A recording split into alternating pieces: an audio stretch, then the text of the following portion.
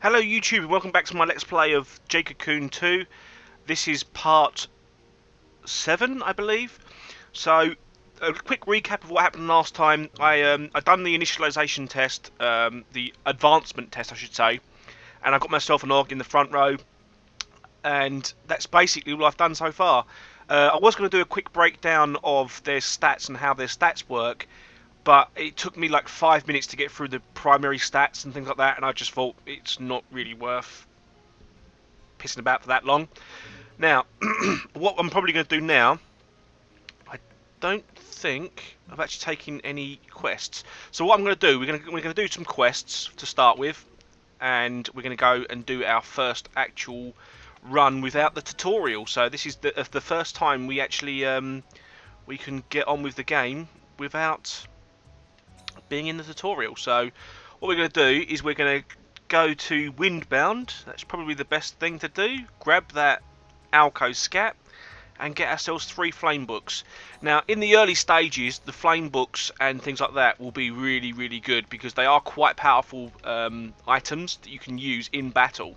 So say for instance you're in a bit of a bind, and I believe you can do it so you can go first as well. So you pop your book so you go first straight away, and it also attacks with your minions as well, so you can jump in, go bosh, hit them with the book, your minions jump up in the air and go bang bang, and if you know, hopefully that's the I think that's the question for it all, is hopefully to finish them off before you get killed yourself. So this is going to be our first attempt into the forest on our own. We're going to go to Windbound, and we're going to go and try and get this this Alco Scat. So I did actually do a little bit of talking about the sort of lineup that I'm going to use. I'm pretty much going to use the sort of standard lineup that I normally use, but I might change it because again, using the same things over and over again does get a bit boring after a while. So what I might do is I might go with a bit of a magic lineup at the front with the two bruisers in the Augs and the Mal. You're an Alco fan, right? Is the Alco magic awesome? Don't be stupid. The divine beasts that are good at magic are Maz and Alcos. But I'd rather use Alcos.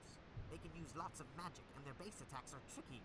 If you don't know which beast to put in formation, use an Alco and you won't regret it. But Alcos don't have much health points, right? I'm worried about defense. Don't be ridiculous. If I'm honest, I think we've already heard this conversation, so I believe it was on one of the earlier videos in this tutorial. But he gave us a book. But again, as I was saying, I might. First strike is sure to win. For hit and run. Yeah, right. I think we've already actually heard that conversation before. But what I'm going to do is I might change it up a little bit, because obviously I've always played this game with the AUG and basically with an AUG coup and AUG lineup up front, and I've never really gone with a magical lineup up front. So what I'm thinking of doing. Oh dear, that's never good. What I'm thinking of doing is, bosh, have that in your mushki. Excuse me. So yeah, I might go with a magical lineup up front instead, and see how that goes. Stupid Mal. Alright, 2 seconds. That's my phone ringing. Okay, welcome back. I apologise about that. That was my my house phone. Excuse my voice being a bit louder than normal because I'm actually doing this during the day, whereas when I was recording the other 6 episodes, it was like a 5-hour stint from about 10 o'clock at night, and my brother was asleep, so I was kind of talking really low like this, and it sounded really weird. But yes, so I've just won that battle, and we're getting the XP gains. So obviously Norman's going to get leveled up, and so's the Mal. Let's continue on. I think I'm still having that problem with the. Yep, I'm still having the problem with the right analog stick for some reason. Oh. Notebook. Oh, gone. Nowhere to be found. Oh, the results of my years of research, all gone. Sir. It is more important than my life itself. My notebook. Sir! Where has it gone, my notebook? Hey, sir! Is that your notebook hanging there? Oh, yes! This is it! I am so absent-minded. I start thinking and I cannot see anything. My name is Gil. In spite of my looks, I am a scholar. I am studying the wind orb. My name's Kahu. In spite of my looks, I'm a beast hunter. I'm searching for the orb. Oh, you too? Ah, but what is that? That behind you, is that a tail? Well, I kinda, sorta just,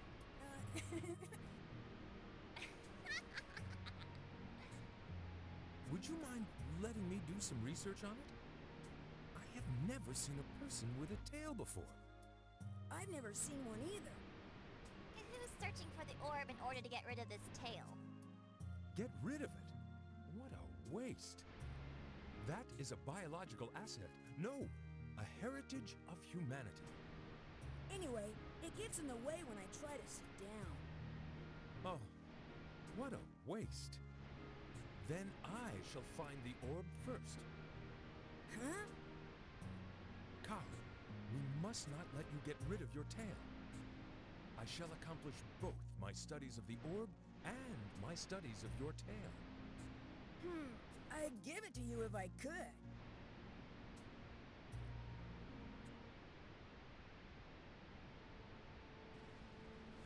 I don't know why, but there are people who are very scholarly and want to put values on things. According to Dr. Gill, forest researcher, Kahoo is a heritage of humanity. But he's really just a little brat. With the sudden declaration of rivalry from the good doctor, they enter a competition for the orb. But I imagine he's a good man at heart, but essentially he's a forest fanatic. Will this match be an easy victory?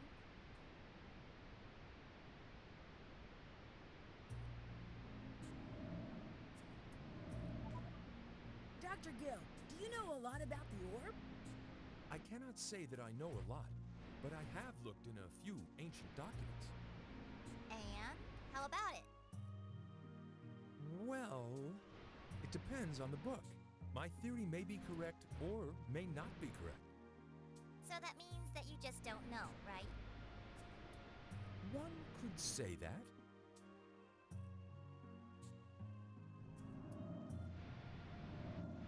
Okay, I'm back. Right, so yeah, so basically, Dr. Gill, he pretty much wants you to keep your tail indefinitely so that he can research it himself. So he's going to try and fight me for the orb if you didn't already get the conversation. So we're going to continue on. In each different forest, you have a different sort of set character that will follow you around and stuff. That is part of the story. Say, for instance, in the water forest, I can't remember what they're called, cake girls or something. I can't quite remember. But it's basically cinnamon, choco, vanilla, and mint, I think her name is. So they're the ones that you can pick them up, and you fight them as well at different stages, at different times, and you get different things happening. Oh dear. The one bad thing about the orcs is probably that in Pacific is the fact that they are very inaccurate when it comes to attacking. But when they do attack in their higher stages and higher forms, they hit like trucks. So it's definitely worth it. Yeah, I guess since these aren't evolved yet, they're just too slow to beat these guys out the block. That's that did. What I might do is I might re-heal again.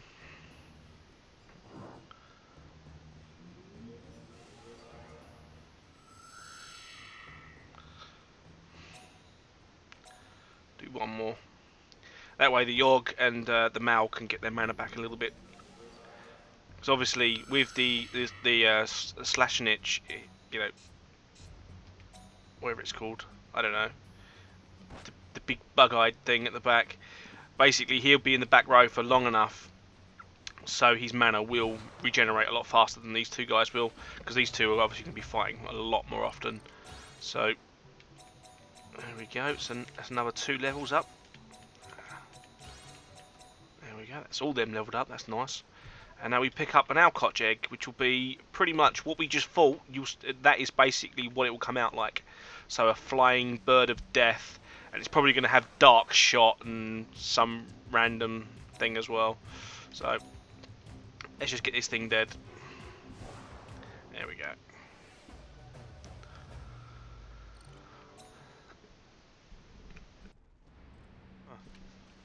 Okay, so let's continue on.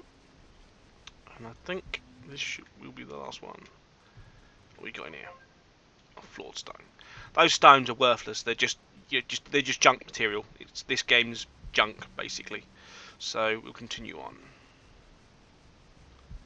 Let's get on to the next stage. Do I wish to save? Of course. So I'm just going to save this.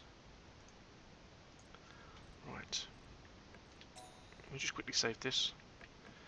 As you can see with my actual teams here, I've got a lot of huge save files there, to be honest, which is kind of redundant, but continue game, yes. Like 26 hours, that's unbelievable, to be honest. I'm hoping to get through it a lot quicker with this playthrough than I did with that one, that's for sure. But yeah, so let's spin this one round because they will basically one-shot that. It's like this sort of thing. I might actually go with on that corner where the Mao is. I might turn that into a like, so if you see where the Mao is, I might turn that specific corner into the magic corner, if you know what I mean. So when I spin around to the wind side, I'll have both the like a electric beam that you just saw there that they used on me, and I'm probably going to go with an AoE fire as well, so I'll go in that direction, I think. And this, it would more than likely be my first karma, so let's get the show on the road. Whoa.